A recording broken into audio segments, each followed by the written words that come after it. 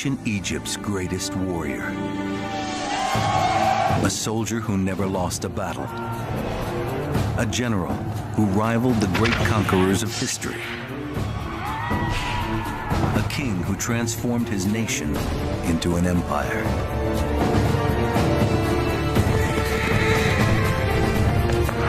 With the help of new evidence and forensic analysis, we can finally reveal the secrets of his military genius, of the inner demons that drove him. This is the amazing story of Tuthmosis III, Egypt's Napoleon.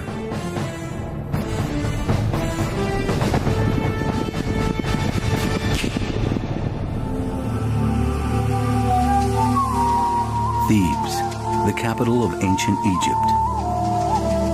More than 3,000 years ago, it's the year 1457 BC. Queen Hatshepsut has died after bringing peace and prosperity to the land for 20 years. But she's not just any queen. She's a queen who ruled as king. Some Egyptians mourn her passing. Others rejoice, saying she exercised far too much power for a woman. Hatshepsut's peaceful rule came at a price. At her death, Egypt faces enemies at the borders. Rebellious city-states, Syrians and Canaanites, all eager to test the courage of the new leader. Her stepson, Tuthmosis III, is now poised to take control.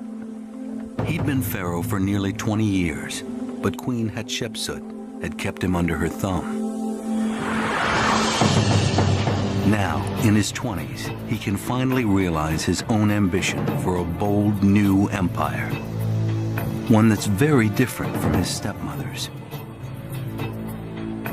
But Tuthmosis is unproven as a king and a warrior. Nobody knows if he can overcome Egypt's enemies, or if he can step out from his stepmother's shadow and seize the moment. He immediately prepares himself and his men for war.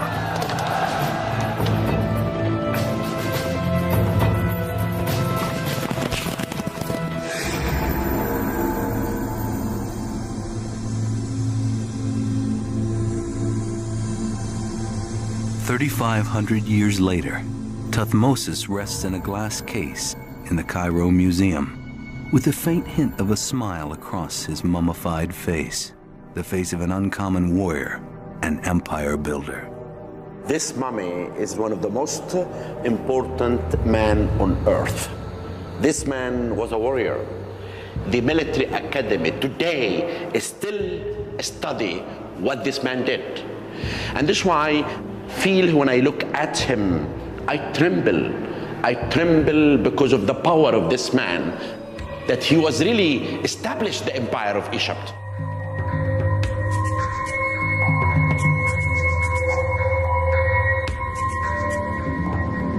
Archaeologists first unwrapped Tuthmosis and decoded his exploits in the late 19th century.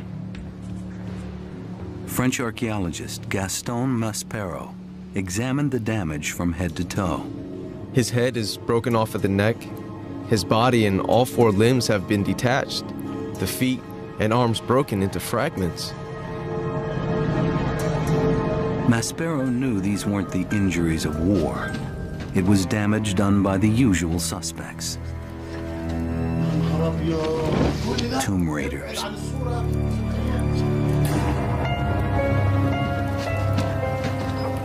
Robbers tore the mummy of Tuthmosis III out of his coffin. They stripped it and rifled it of its jewels.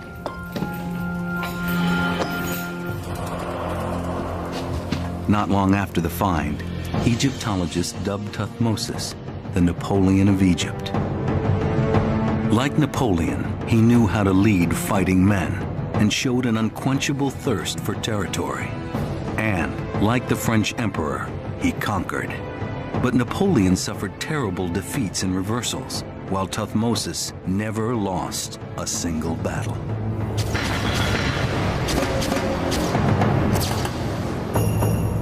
Yet the grinning, ravaged mummy doesn't tell us anything about Tuthmosis or the passions that drove him. While he doesn't speak, maybe his tomb will. The Valley of Kings, the eternal resting place of many of Egypt's greatest pharaohs.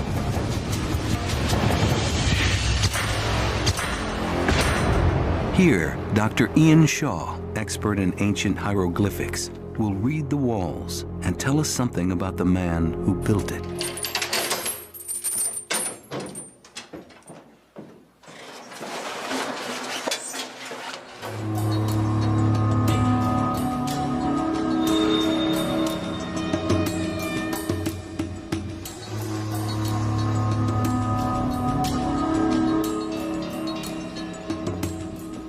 For me, the most amazing thing about this tomb is just the sheer freshness and the immediacy of it. The tomb walls tell us that Tuthmosis was far more than a man of war.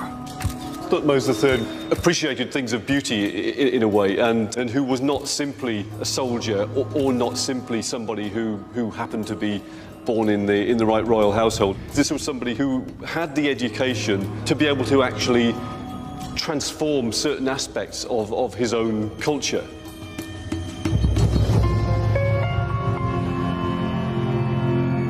Up here I can see the king himself.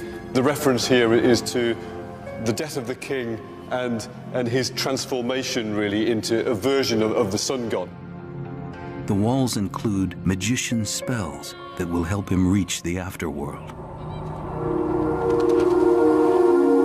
Pharaohs like Tuthmosis believed they were more than kings. They were gods, destined for immortality. But here on Earth, a young Tuthmosis may have been less than godlike. He was born into a world dominated by his stepmother. Hatshepsut was the chief wife of his father, the pharaoh.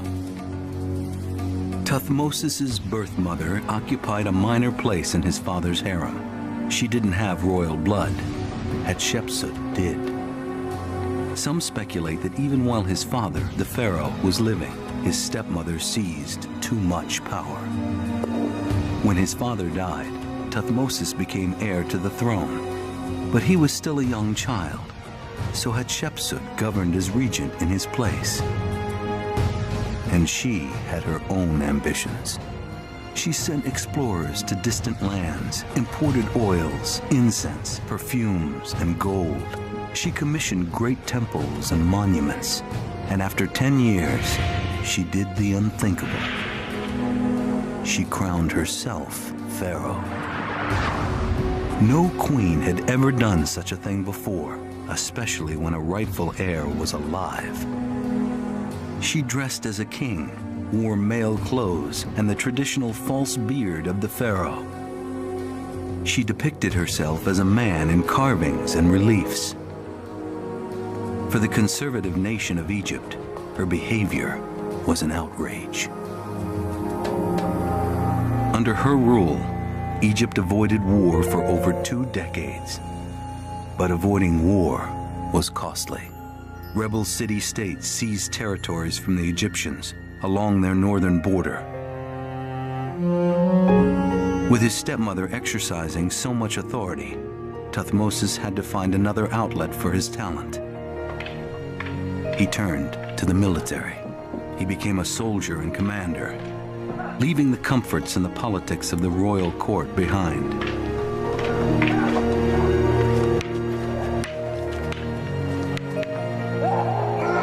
He trained as a warrior, biding his time. Then, in 1458 BC, Hatshepsut died. No one knows the cause of her death. It remains one of the unsolved mysteries of ancient Egypt. Tuthmosis immediately took control. He believed that his new Egypt needed more than just a pharaoh. It needed a commander-in-chief who would risk his life on the front lines and lead the charge in battle. To quell the uprising on his northern border, he advanced with some 20,000 troops into Palestine. It was the first of 17 military campaigns to assert his dominance in the region. He expanded the empire, both north into Syria and south along the Nile into Nubia.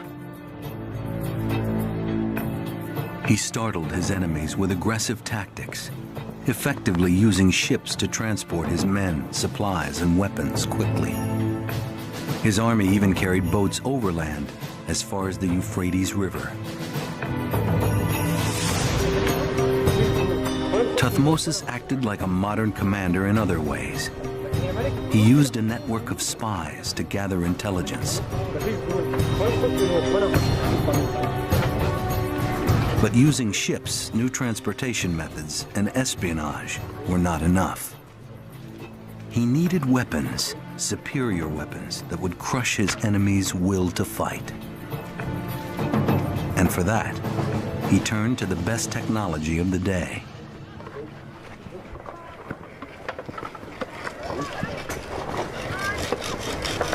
Like Napoleon 33 centuries later, Tuthmosis III took advantage of new and better ways to defeat his enemies.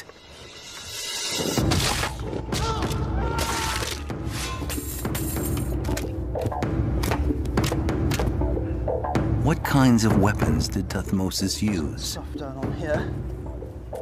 Dr. Thomas Hewlett, an archaeologist at Britain's University of Durham, and Tom Richardson of the Royal Armoury are top experts in ancient weaponry. They've come to Egypt to put the pharaoh's weapons to the test. It's something very much an arms race, which for each development in different types of armor, so too comes a development in more and more effective types of weaponry. The bow and arrow was the artillery of the age. There were two basic types, and Tuthmosis relied heavily on both of them.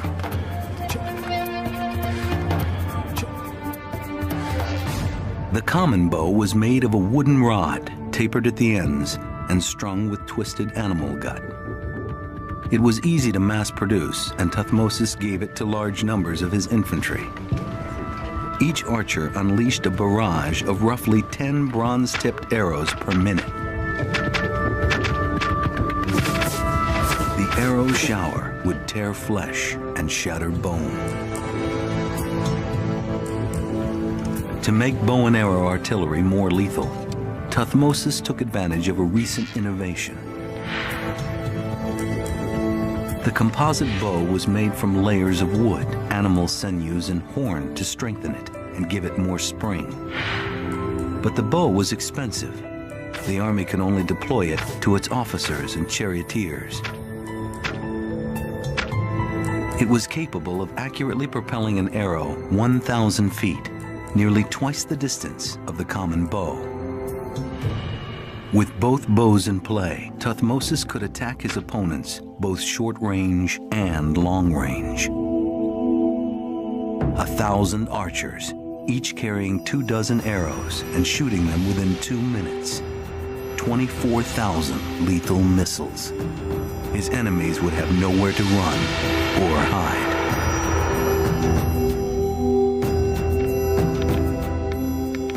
But every army had bows and arrows, and Tuthmosis had to protect his men from them. The answer was armor. That meant using the Kevlar vests of their time, a technology so successful it lasted for generations. The weapons experts head to the Cairo Museum. Their mission? To see the only piece of ancient Egyptian armor that still exists, so they can make a replica and test it in the field. Wow, so there's the first one of Tutankhamun's chariots.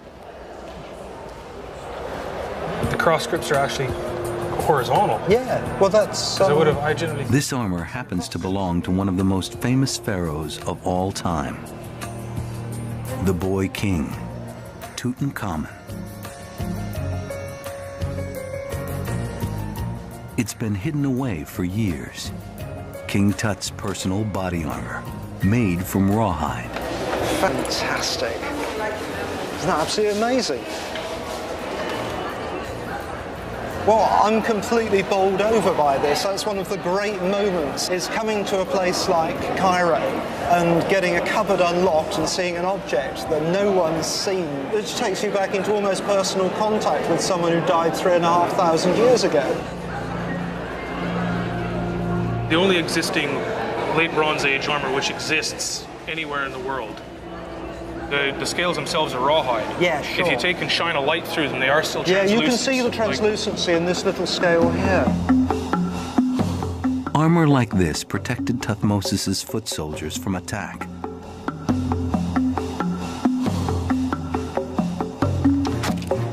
But did it really stop an arrow in full flight?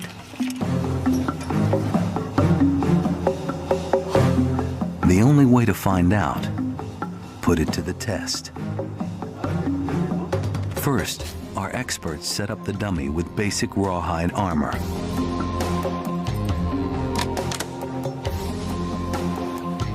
Tough luck for the foot soldier. The arrow easily pierces the armor and the dummy to the bone. يعني كسر الضلع ولا جه ما بين الضلعين. It's reached the bone. Oh yeah, it's gone right into the bone. That's right. Yeah. Shot right here. Yeah. Armor doesn't ever actually make the wearer impervious to all attack. What it does is it keeps soldiers on the battlefield for as long as possible. Next, the armor the officers and charioteers would have worn in battle. The heavier composite vest, made of rawhide and bronze scales. What have we got? You can see it's going. Oh, that's nice, isn't it? It's gone right. Absolutely nil penetration. You wouldn't have noticed that. An officer wearing the rawhide and bronze would have survived. But the armor is really quite flexible. There's no hard plate to stop blunt trauma. And I would imagine at any shot in the rib cage, you would almost certainly have broken ribs. The rawhide and bronze armor works a lot better than plain rawhide. Now, onto the bronze armor, worn only by the generals. Did it make a difference? I mean, heavy bronze armor, again, it's loud, it's noisy, it's heavy.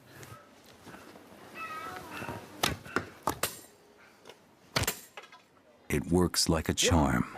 Well, that seems to That's work. exactly Look what at the I curl on expected. that. That's exactly what I expected. So The tests show that each level of armor from rawhide to bronze gives extra protection. The Kevlar of its day, the heavy bronze armor, worked best, but there were two drawbacks. It weighed too much for hand-to-hand combat. In the desert heat, where temperatures can exceed 100 degrees, the average foot soldier couldn't use it. And it was expensive. Even the Egyptians couldn't outfit an entire army in bronze armor. As Tuthmosis knew, just having armor and arrows isn't enough. You have to maneuver them into the right position. To do it, Tuthmosis used the chariot. But firing an arrow accurately from a moving platform wouldn't be easy. Could they do it?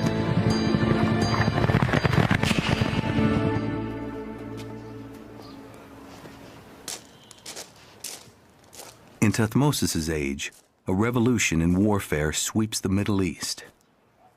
There's no way of estimating the huge change that happened as Egypt effectively launched itself into the late Bronze Age. The composite bow and the chariot, these were the weapons that completely transformed the way in which the Egyptians fought their battles. Improvements in technology created smaller, lighter, faster chariots. By using 6 spokes instead of 4, they were stronger and easier to maneuver. In gaining speed, the new chariots sacrificed stability. Can an archer hit a target from this small, fast-moving platform? What we're going to try here is some archery from a moving chariot to see really how difficult it is. Neither Tom or I neither of us have ever tried this. stood in one of those before. We tossed a coin, and he lost. Okay, we'll see what happens. Wooden wheels, no shock absorbers, galloping across rough terrain. It looks easy in the images, but can Tom hit the target, arrow after arrow? Attach some ropes, and hopefully this will provide a little bit better stability. In the ancient world, that you'd be working with a chariot driver that you had dealt with for many years. certainly it would make it much easier to tell faster, slower, it's too rough, smooth enough. And you would instinctively know where to drive to give you the best shots at the targets. Oh dear. And certainly all of that done in the heat of battle would be, you'd have to work as a seamless pair. This is incredibly rough. Okay, we'll give this another try. Let's see what happens. And this time, he hits the target again and again. If Tom can do it in one trial, imagine hundreds of trained charioteers doing it in Tuthmosis's army. It would be intimidating and lethal. We're talking about very large quantities, hundreds of chariots, all in large formations together, riding up, raining down arrows, these deadly bronze-tipped arrows. And the revolution that's involved with these guys is no less significant than the use of aircraft in warfare in the 20th century. Even with chariots, in Tuthmosis's time, most of the combat was still hand-to-hand.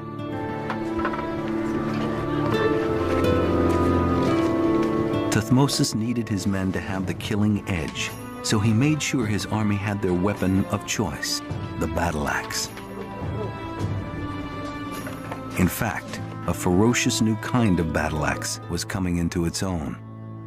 The axe had partly evolved as a piercing weapon that you could hit people about the head and shoulders with, and that's the kind of axe we've got up here, the so-called duckbill axe. The axe had also developed as a slashing weapon on a long pole with a very long, narrow blade. The halberd axe heads.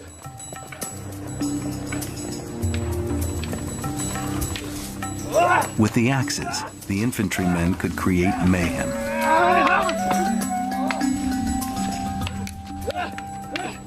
The long pole with the halberd-like slashing axe head on it, you're using that to attack the lower body and to slash away at the waist and the legs of your enemy. With the long duckbill axe, you'd be using that to attack the upper body and the head and so on.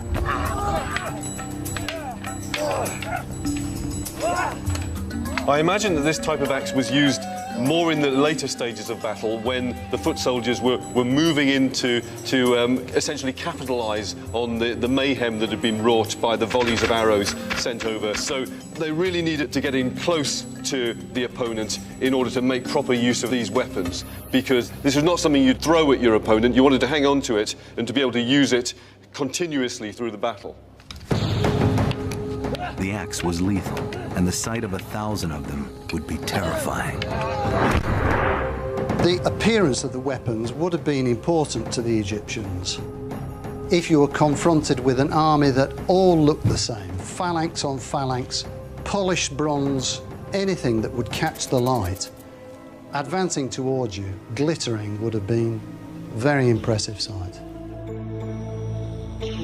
John Manring is an expert in ancient bronze weapons.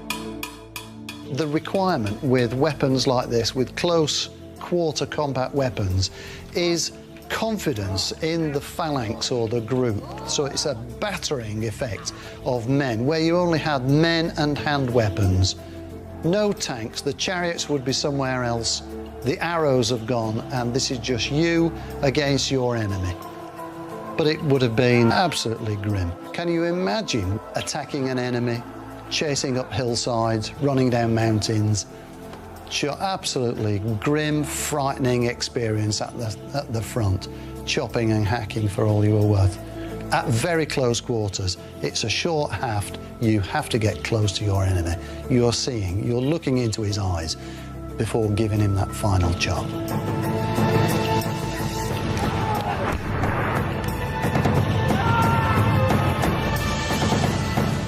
Same heads on each. We'll get the most force we can out of the long haft.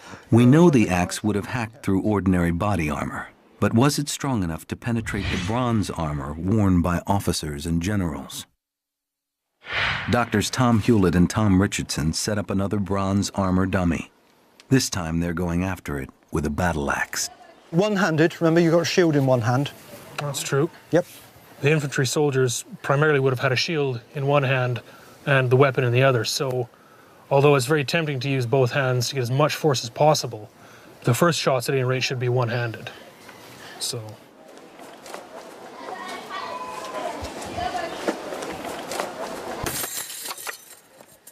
Right.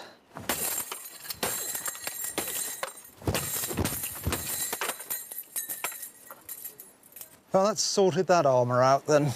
There would be substantial blunt trauma. That would, even though there's no actual bleeding wounds, that would be a very possibly a fatal injury. In the event an elite soldier comes up against a soldier wielding an axe, there would be some chance that he might survive. He would be very, very badly injured from the blunt trauma, but certainly there'd be a better chance than if he's wearing nothing at all. The test shows the axe would have damaged even the elite officers who wore heavy bronze armor. Arrows, armor, chariots, axes.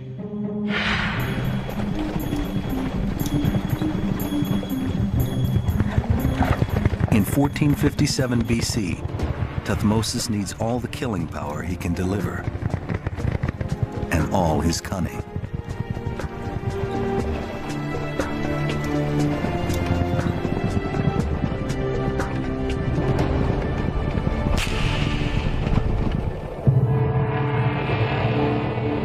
Less than a year after Tuthmosis took control, local rulers to the north have mounted a rebellion against Egyptian rule. It's a challenge that's critical. It could disrupt a key trading route and cut off Egypt's economy. For an ambitious ruler bent on expanding his empire, there's no choice. Unlike his stepmother, Tuthmosis won't sacrifice power for the sake of peace. The pharaoh assembles tens of thousands of weapons, countless supplies, and some 20,000 men.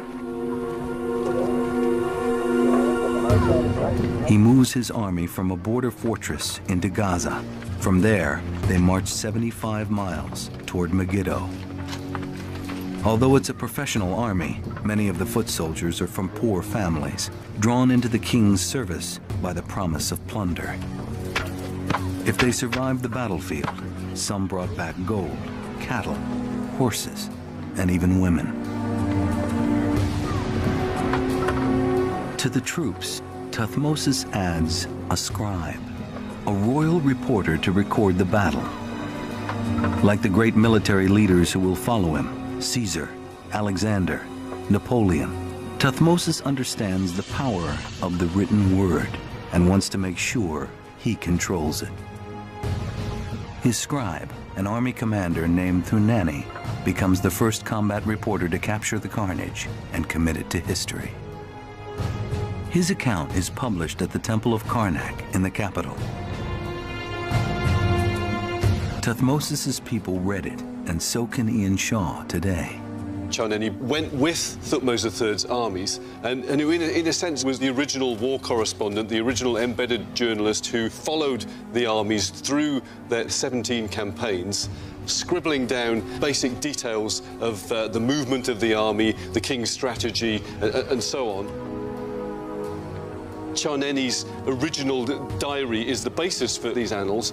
It's something much more than just a set of inscriptions on the stone. It's actually the account left by somebody who was quite possibly dodging arrows and you know, some way behind the king's chariot. The scribe was both combat reporter and propagandist.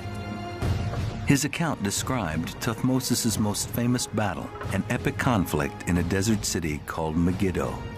The city straddles a major trade route. It's a gateway to the riches of the north. Megiddo is so strategically important that it will be fought over for centuries to come. We know it today as Armageddon. Eventually, they reach the stage where they realize that if they're going to make any more progress, they have to deal with Megiddo.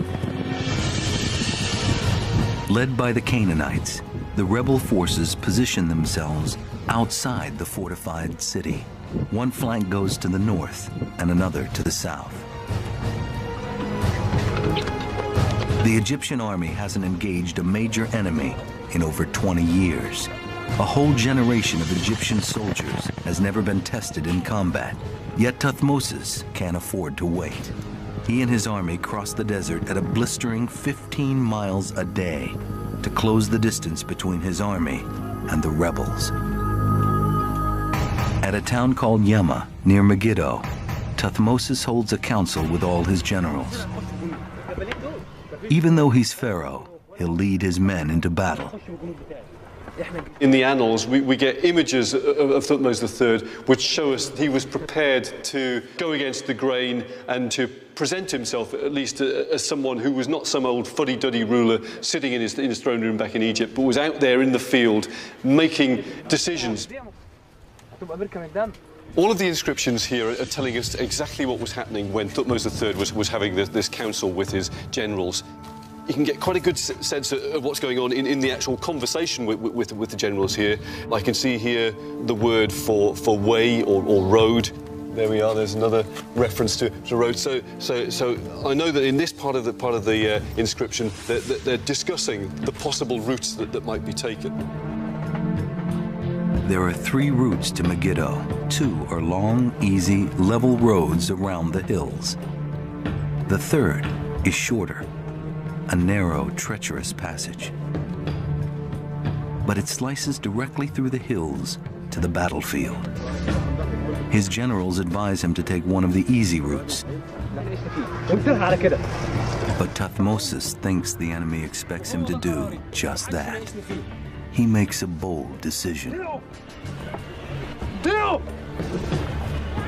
His scribe, Thunani, claimed in his account that Tuthmosis gave his soldier this speech. I am the beloved of the god Ra, and praised by my father, the king of gods, Amen. I will take the narrow road. Those of you who are willing, follow my lead. Follow your king. And then his troops shouted in reply, we will follow you, our king, wherever you lead us.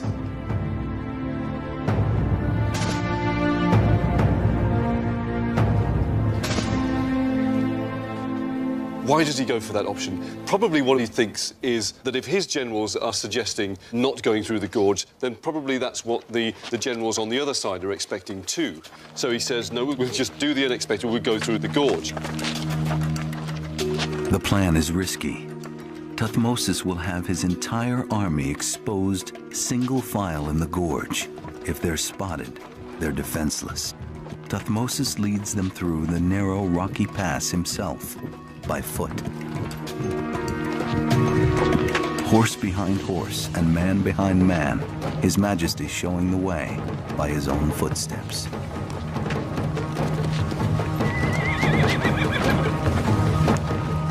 Tuthmosis even orders his men to carry their chariots through the gorge. Tens of thousands of armed rebels wait on the other side.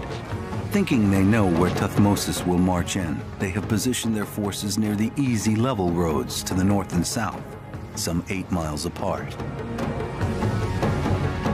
It takes the entire morning for Tuthmosis' army to pass through the gorge.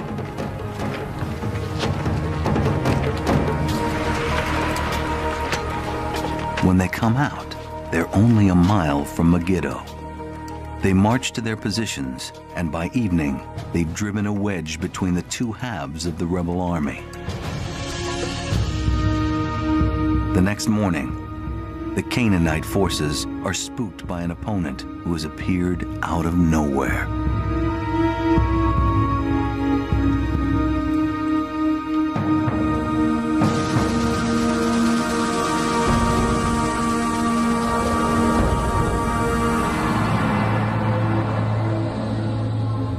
أحسن وحوش هنكسب.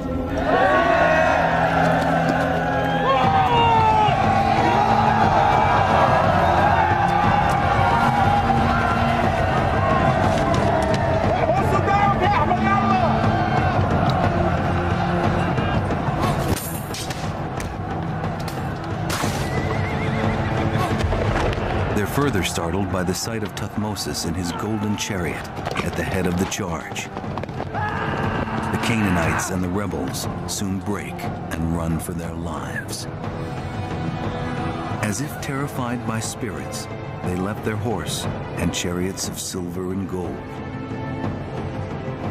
We've got to remember that most of these soldiers were illiterate. They themselves haven't left us accounts of what was actually happening in the battle. So very often these reliefs are the only real evidence that we have as to what the soldiers' view of battle was.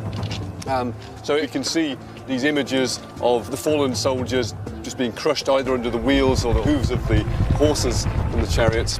We even see them being literally tangled up in the spokes of the chariot wheel.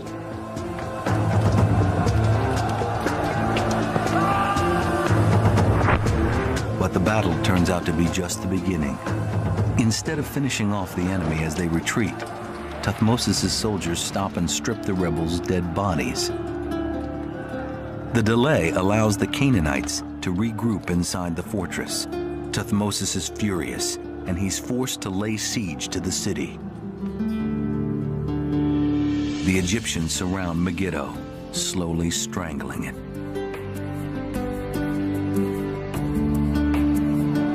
It takes 7 months for the city to fall. Now its people and their possessions become plunder.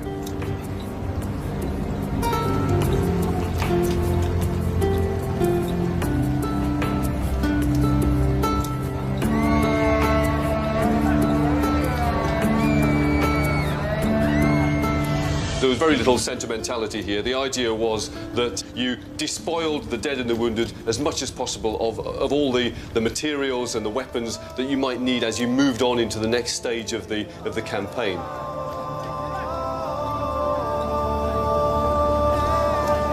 The records list nearly 900 chariots, 200 suits of armor, and 2,000 horses. Many thousands of men were killed.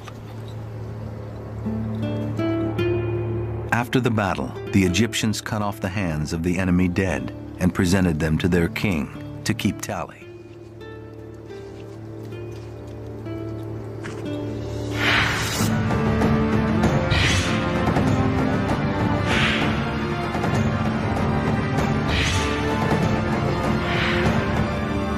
They pay little respect to the enemy dead, and the enemy would have done just the same to them.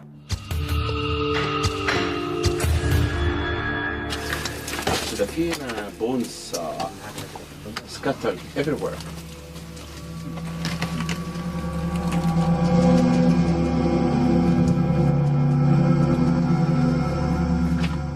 In this cave, Dr. Zahi Hawass reveals just what happened to a body on an ancient Egyptian battlefield centuries before Tuthmosis's time. You can really see the dramatic scene that happened more than 3,900 years ago.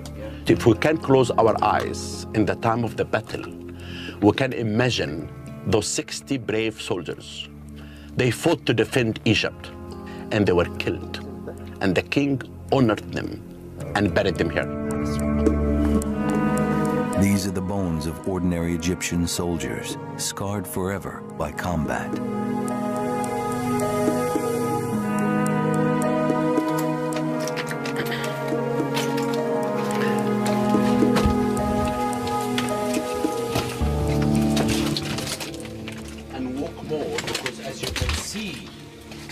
This is the main place for the burial of the soldiers. And the linen are scattered everywhere. Mingled with their bones are the linens used to wrap them 40 centuries earlier. The bones show us the grisly work of what was then the ancient world's most advanced and deadly weapon. There is an arrow here, and there is an arrow here. And look at this man, an arrow in his arm. Another arrow, another arrow. Skulls. Someone lost his eyes, had an arrow in the skull. His right arm was completely lost.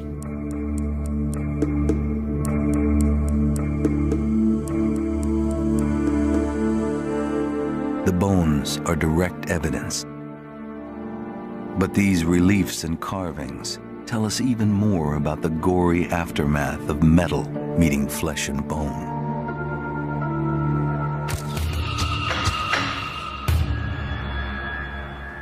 Dr. Gonzalo Sanchez, a neurosurgeon and Army colonel during the Vietnam War, has been studying the ancient reliefs and comparing them with modern-day medical photos.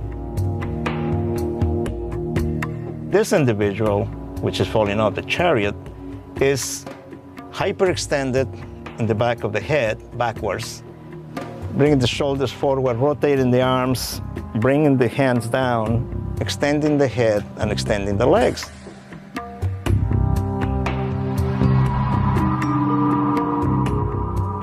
This picture shows a patient who has had an injury that has produced the head extended, the shoulders thrown forward, the arms rotated in, and the position of the hands somewhat flexed.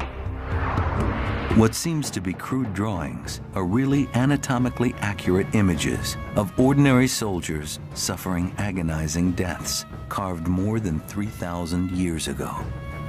If you were hit in a limb, you probably survive. But you were hit in a cavity, whether it was the cranial cavity, abdominal cavity, chest cavity, you probably die. Because you don't die from major blood vessel injury, you die from infection. The agony of death paid no attention to rank. Foot soldiers, generals, and kings faced the same risk. Take the case of this mummy, an ancient pharaoh, Sekenenre Tao II. He was king of Egypt a century before Tuthmosis. At the time, his nation struggled against invading armies.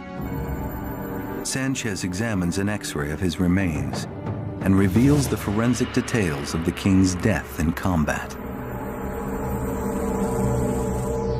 He must have been at the front of his warriors and surrounded. Probably tried to ward off the impact coming from the left side with his arm. Still, the hatchet hitting him from below on the left side.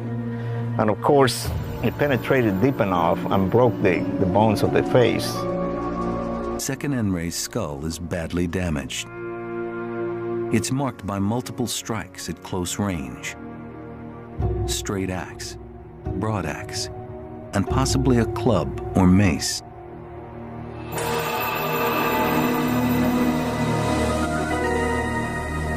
Unlike Sekenenre, Tuthmosis survived 17 military campaigns without a scratch. While we know much more about Tuthmosis the warrior, we know even less about what drove him to be the kind of king that he was.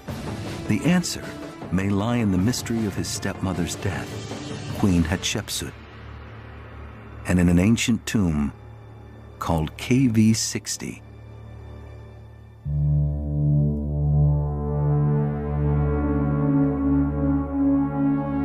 Unlike Napoleon 3,000 years later, Tuthmosis seized territory and power and held them. Tuthmosis forged Egypt's greatest empire, stretching almost 2,000 miles from Lebanon in the north to modern-day Sudan in the south. His Egypt was stable and powerful, a center for culture and art. Tuthmosis's Egypt was far different from the Egypt that his stepmother ruled. But he had to wait many years for his stepmother to hand him the throne. Some archaeologists now speculate that he orchestrated her murder and hid her body. Someone moved her body from her burial chamber. Now we may be on the verge of uncovering her. 100 years ago, in the Valley of the Kings, archaeologists discovered two mummies in a small tomb near Hatshepsut's burial chamber. Archaeologists identified one as her royal nurse, but the other remained a mystery. But do you think you could at least examine what's there? Now, Egyptologists Salima Ikram and Janice Cameron joined Dr. Zahi Hawass to inspect the mummy. Hawass, it may be Queen Hatshepsut.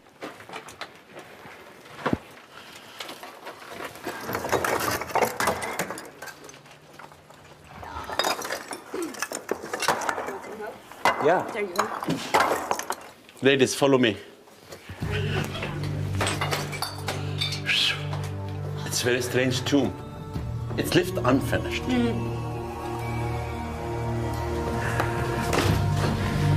Nice. Body?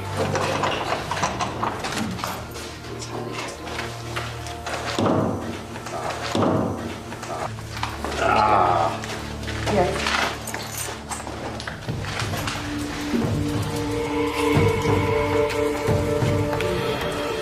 They first check to see if her arms have been folded in the traditional posture of a queen. They are. Who said that she's old?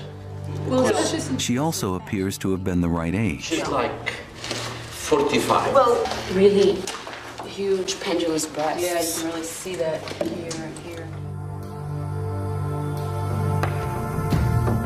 To Dr. Hawass, she looks like a queen. When I opened this box, looked at the face, I said she looks royalty.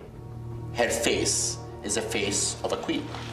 What queen? I'm not sure 100%. Maybe she could be Queen Hatshepsut.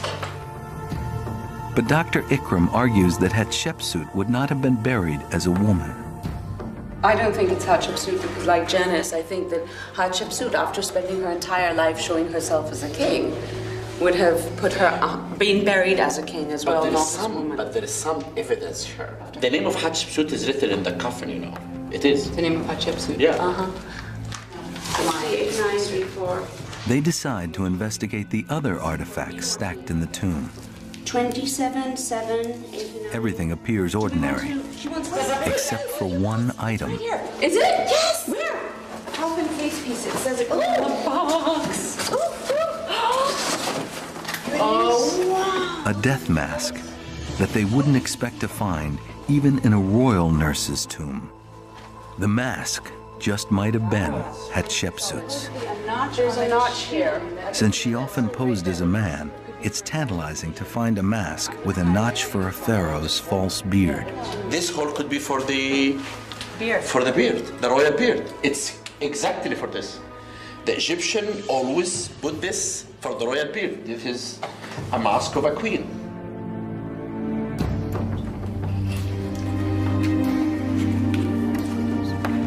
And this could be the coffin of that mummy. Means Hatshepsut. It's fantastic.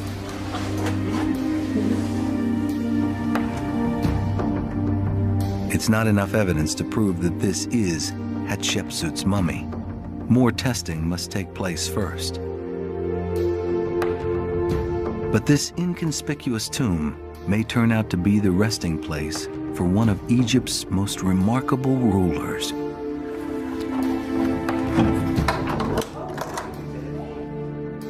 If Tuthmosis had ordered his stepmother's murder, dumping her body into this obscure tomb would make perfect sense.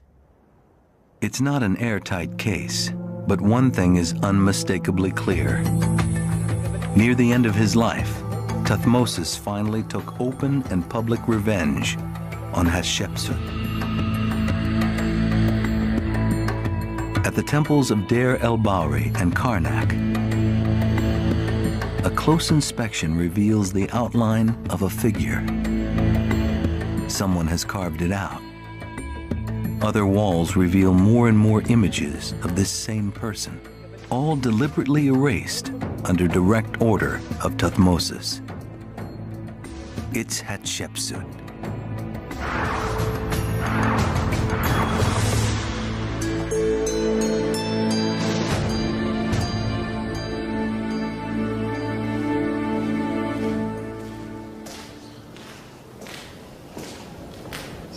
Originally, this chamber was full of images of both Hatshepsut and Thutmose III. But all the way around the chamber, here beside Horus and Thoth, up there in the top right-hand corner, even the image up there that showed the car, the double or spirit of Hatshepsut, even that's been chiselled out. Short of actually exhuming the body of Hatshepsut and dropping it in the Nile, he couldn't have gone much further, really, in removing her from history. Egypt's ancient records show that 30 years after her death, Tuthmosis ordered every image of his stepmother to be destroyed. All shrines, images, and statues. It seems oddly spiteful and petty for such a great pharaoh. But for ancient Egyptians, images had enormous power in this world and in the afterlife. Defacing Hatshepsut's images and statues was a crude attempt to remove her from history. But to Tuthmosis, it also would have denied her any chance of an eternal life, any chance of immortality. Was it punishment for a queen who overstepped her bounds when she declared herself pharaoh? Or was it Tuthmosis's personal act of vengeance? Whatever the reason, it cast Tuthmosis, the man known as Egypt's Napoleon, as an enigma. A complex man struggling with his own demons.